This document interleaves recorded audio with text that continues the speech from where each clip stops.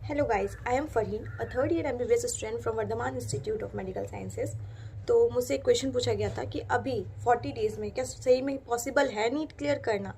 एक honest reply, ठीक है 40 डेज़ हैं तो आपके पास दो ऑप्शन है, या तो आप करना छोड़ दो ये सोच के कि 40 दिन में क्या ही हो जाएगा, या तो अपना 100% दो। और अगर आप अपना 100% दोगे, आपको पता है अगर आप अपना 100% दोगे तो जब आप एग्जामिनेशन हॉल से बाहर निकलोगे, अपने पेरेंट्स को देखोगे तो आपके अंदर ये गिल्ट नहीं रहेगा कि आपने 100% नहीं दिया था।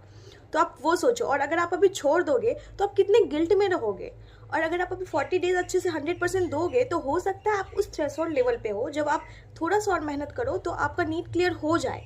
तो क्यों ना एक ट्राई मार लें, एक 40 डेज में अच्छे से पढ़ लें, 100% दे दें। 40 दिन की तो बात है, उसके बाद जो होगा देखा जाएगा। वो तो नीट रिजल्ट पे ही बेस्ड होता है। बहुत बार तो लोग बहुत अच्छा स्कोर कर रहे होते हैं टेस्ट में, फिर भी उनका नहीं होता। मेरा खुद हुआ था, मेरा फर्स्ट ड्रॉप में मेरे टेस्ट में बहुत अच्छे मार्क्स आ रहे थे, लेकिन पता नहीं वहाँ क्या हुआ जाके मैंने उतना अच्छा परफॉर्म किया ही नहीं। मैंने OMR भरने में गलती कर दी, जबकि मैं हमेशा OMR से ही प्रैक्टिस करती थी, हमेशा टाइमर लगा के प्रैक्टिस करती थी। तो वो लक पे भी बेस्ड होता है, इसलिए आप इतना डाउन फील नहीं करो, अपना 100% दो, वो आपके हाथ में है अभी। तो किस तरह से पढ़ेंगे, दूसरी बात ये आती है किस तरह से पढ़े। अब मान लो आपने बहुत पूरे साल बहुत पढ़ा है, लेकिन अब आपको लग रहा है कि आपसे नहीं होगा, या फिर ऐसा हो सकता है आपने पूरे साल अच्छे से नहीं पढ़ा है लेकिन आपको पता है कि नहीं मैंने तो पढ़ा ही नहीं, मेरा कैसे होगा। तो मैं दोनों के लिए बताती हूँ। पहले तो बायोलॉजी और केमिस्ट्री ऐसा पार्ट है, अगर वो आपके हाथ में आ जाए तो बहुत अच्छा स्कोर कर लोगे आप।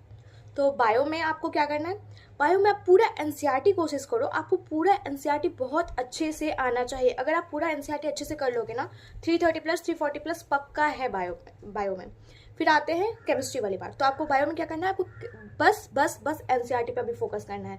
आपने पहले से कुछ पढ़ रखा हो कि ठीक है ये PYQ वाला टॉपिक है लेकिन ये बुक में नहीं था, आपने ऐड कर रखा हो, तो आप अभी उसको पढ़ लेना, रिवाइज कर लेना, अपने हाईलाइटेड पॉइंट्स रिवाइज कर लेना अच्छे से। और अगर आपने नहीं पढ़ रखा पूरा बायोलॉजी तो अभी आपको पूरा बायो पढ़ना है। अब आते हैं केमिस्ट्री में। तो केमिस्ट्री में आपको ऑर्गेनिक केमिस्ट्री, आपको पता है कि 30-40 रिएक्शन ही हैं, बार बार वही आते हैं और बहुत ईजी हैं। तो आपको पहले ऑर्गेनिक केमिस्ट्री अपना एकदम कंठस्थ करना है। उसके बाद इनऑर्गेनिक, आपको पता है इनऑर्गेनिक ऐसा है ना कि उसमें आप टाइम बहुत सेव कर सकते हो। आपको आंसर पता है, आपने टिक के आप आगे बढ़िए, वो टाइम बहुत सेविंग और वो उतना ही स्कोरिंग भी है। लेकिन आपको ये करना है ना कि इनऑर्गेनिक केमिस्ट्री में कुछ छोड़ना नहीं है। आपको लगता है कि पॉलीमर छोड़ देता हूँ, लेकिन पॉलीमर से एक क्वेश्चन आएगा और वो इजी होगा तो आपको वो करना है, क्योंकि वो सारे बच्चे कर रहे होंगे। तो आप कोई भी, चाहे वो केमिस्ट्री इन एवरीडे लाइफ हो, आपको कोई भी चैप्टर नहीं छोड़ना है। इनऑर्गेनिक का तो बिल्कुल भी नहीं छोड़ना है। फिर आते हैं हम, तो आपने केमिस्ट्री में क्या किया, आपने ऑर्गेनिक के सारे रिएक्शंस अच्छे से याद कर लिए, इनऑर्गेनिक अपने अच्छे से पूरा 100% कर लिया। अब आते हैं आपका फिजिकल केमिस्ट्री और फिजिक्स वाले पार्ट में।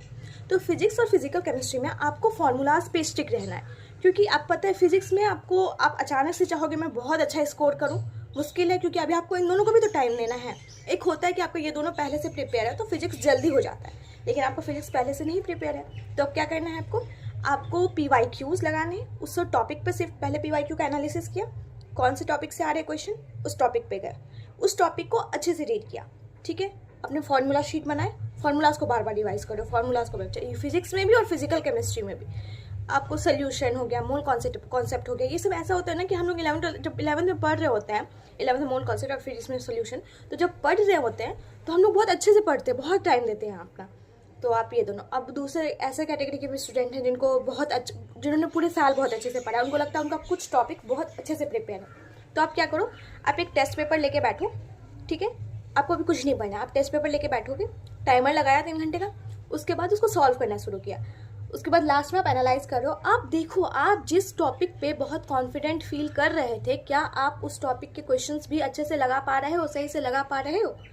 इससे आपकी एनालिसिस हो जाएगी कि आप कहाँ हो, कहाँ स्टैंड करते हो। आपको जिस टॉपिक पे इतना कॉन्फिडेंस था, क्या वो आप सही लगा पा रहे हो। अगर आप लगा पा रहे हो तो ठीक है, नहीं तो आपको फिर से रिवाइज करने की ज़रूरत है वो टॉपिक।